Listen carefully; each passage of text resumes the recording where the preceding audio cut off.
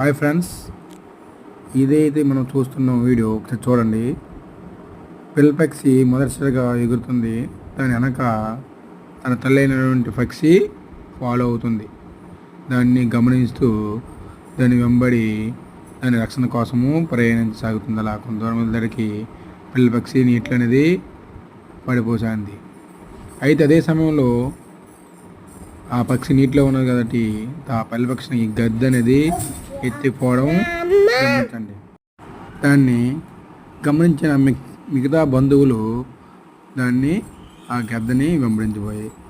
అయితే గద్దకి వేరే మార్గం లేక ఈ పిల్ల పక్షిని అయితే ఏదైతే చూసిందో దాన్ని వదిలేసింది అనమాట. అందుకే అంటారు, ఏ ఒక్కరు కూడా ఒంటరిగా ఉండొద్దు, తన స్నేహితులైన బంధువులైనా కలిసి ఉండాలనేసి ఈ యొక్క వీడియో అనమాట. తర్వాత తల్లి పక్షి తన్ని ఈత ఏర్పడింది. అయితే ప్రజెంట్ సిచ్యువేషన్లో ఏముందంటే ఎవరికి వారు ఇమ్యూనోతీరైపోయి మనము జీవితాన్ని కొనసాగుతూ ఉంటున్నాం. అయితే ఈ సమాజంలో ఒకరికి ఒకరు సహాయం చేసుకుంటూ బతకడం అనేది చాలా ఇంపార్టెంట్.